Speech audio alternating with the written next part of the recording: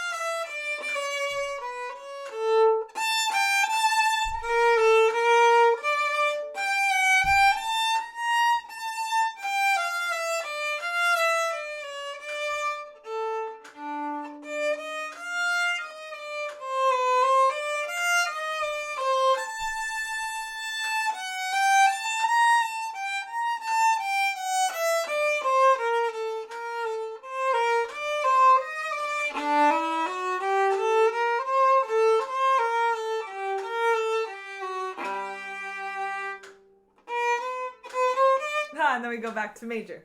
So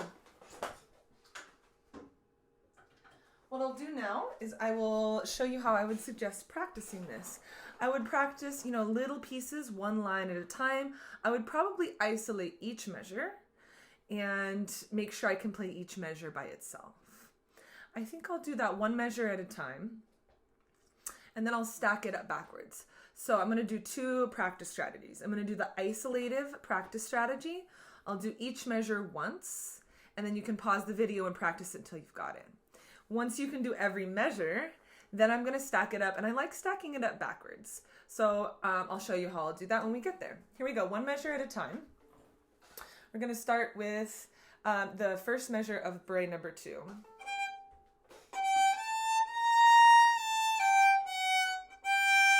Next one. Ooh, I always want a crescendo, but stay quiet. Piano. Next measure, measure 3. If you're having trouble with the slurs, practice it separated. And then practice it 2 notes together. And make sure you're going the right direction the whole time, and then do 4, which is what's written. And then do 4 without stopping. Next measure.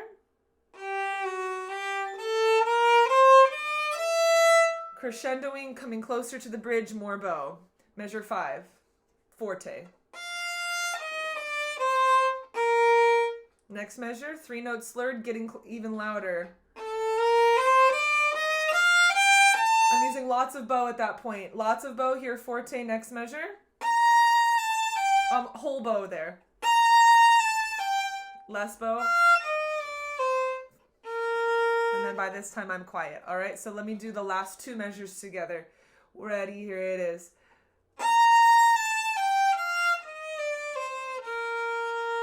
So make sure you have that decrescendo happening. All right, measure 9. 1, 2, 3.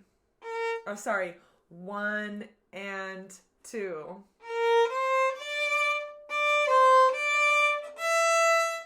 Measure 10. Crescendoing. Oh, I forgot one note. Let's do it again. Measure 10.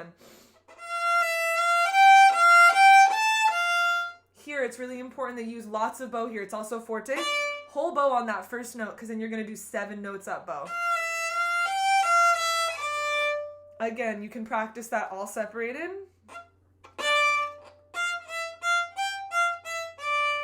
And then I would practice maybe 1 down bow, 3 up bow, and then 4. Okay, so...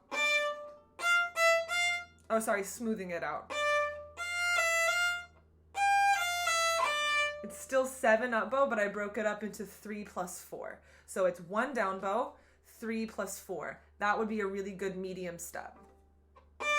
3, 4 more up bow. And then you can smooth it out. Measure 12. Okay. Let's talk about dynamics right there. So it's nice and forte big bows, closer to the bridge. And then, yeah, here's what I do. You have to kind of come away from the bridge, but keep it lots of bow, so you're at the balance point. So run, pony, run, but you're coming away from the bridge. So, sorry. But still use lots of bow on that A, so you're here, and you can come back to the bridge. Good luck. I'll try it again. So, I'll do 1 note here, actually. So, first one, forte. A little bit farther from the bridge, pony. Farther from the bridge, but lots of bow. And then forte. So let's see, how would I do that?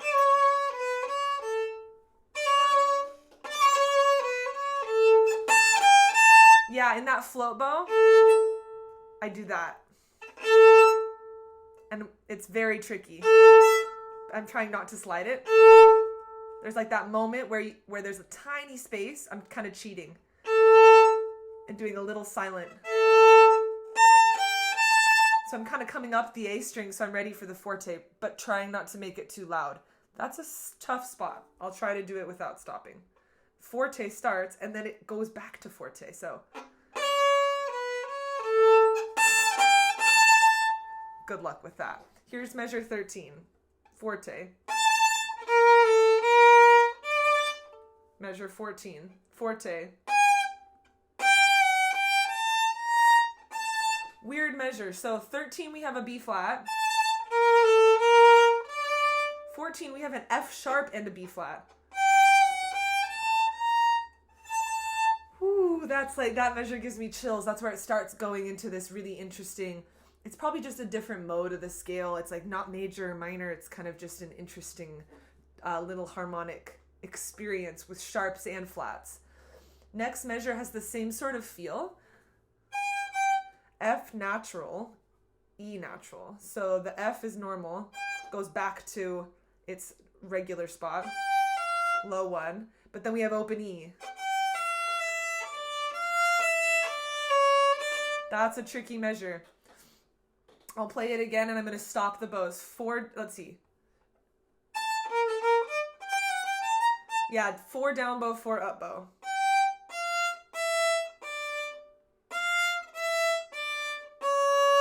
You have that F sharp or C sharp out of nowhere, so it's super spicy measure. After you do 4 separated, then I would do 2 groups of 2. Still 4 down bow. 4 up bow. But you see how they're in groups of 2? That's a good way to practice evening out the bow. And then you can do all 4 but stop the bow.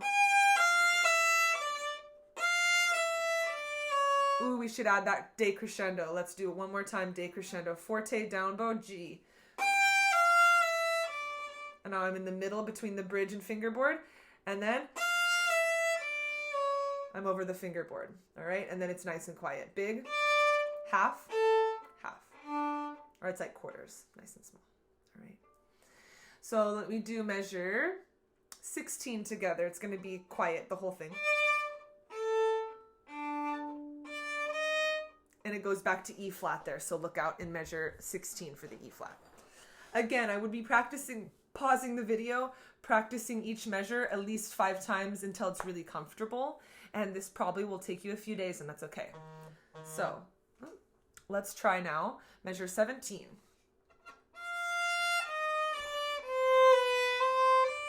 All right, E flat in that measure and B natural. So we've got that 4th finger, but the 1st finger is moving here. So low 4th finger, regular, or on the tape, 1st finger. It's not really regular anymore because the normal spot is the flat in this case, in G minor. So 17, we have F, low 1 on the E, and then B natural. If you're having trouble with the slurs, you can use the same process. Separate the bows, but still go the correct direction. Measure 18. Crescendoing. Here you have a half note, but the half note's just 1 beat, so I'm going to count it. 1 E and a 2. 1 E and a. 1 E and a 2 E and a 1 E and a. All right, if you can count that and play it, then you really know what's going on. So remember, in this case, 8th notes are counted like 16th notes because we're in cut time.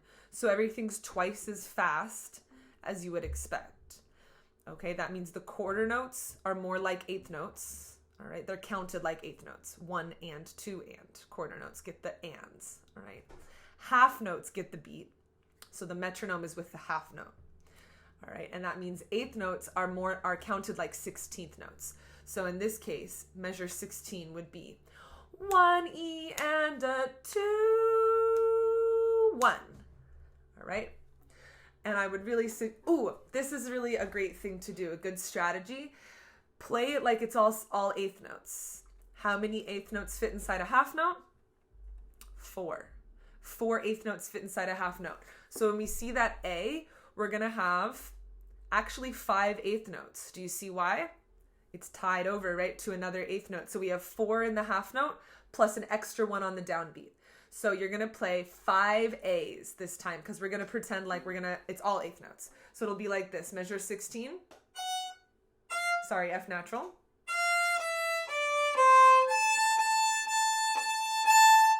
So that's what you should be counting in your head. 1 E and a 2 E and a 1. Ready? Count and play it. 1 E. Oh, sorry. E flat. Ready? Slower. 1 E and a 2 E and a 1. Okay, and then it just is all 8th notes, or 16th notes. It's all 8th notes from then on. So they're still called 8th notes, but they're counted like 16th notes. Super fun. So here we go. Measure 18. 1 E and I'm going to hold it this time and I'm going to count one more time. I'm actually going to play 18 and 19 so you can see how they go together. 1 E and 2 E super slow. 1 E and 2 E and 1 E and 2 E and 1 E, etc. All right. This time I'm not going to separate it. I'm going to play as written, but I'm still going to count. 18 and 19. 2 E and 1 E and 2 E and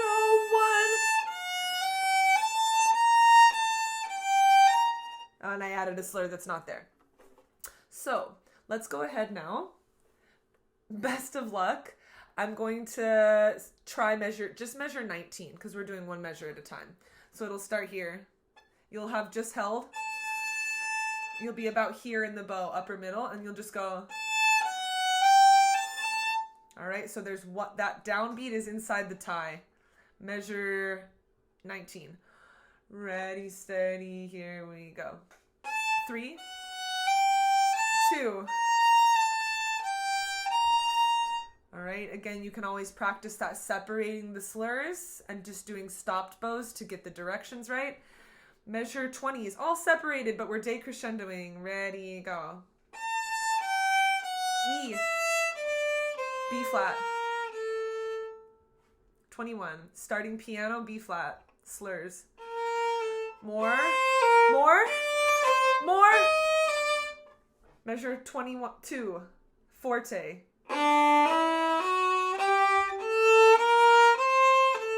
Getting quieter. So we've got this major, almost major moment. It's technically melodic minor right here. So you've got E natural, F sharp, and B flat. And you're getting quieter. And then we have 4-note slurs to end. 23. Whoop, A flats don't exist.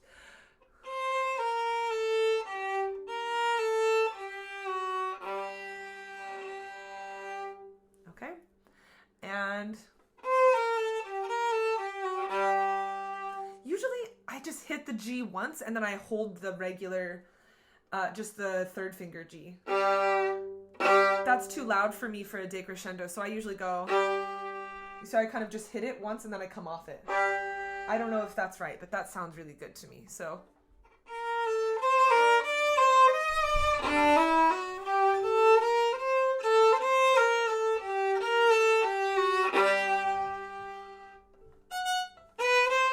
We're back. Okay, cool.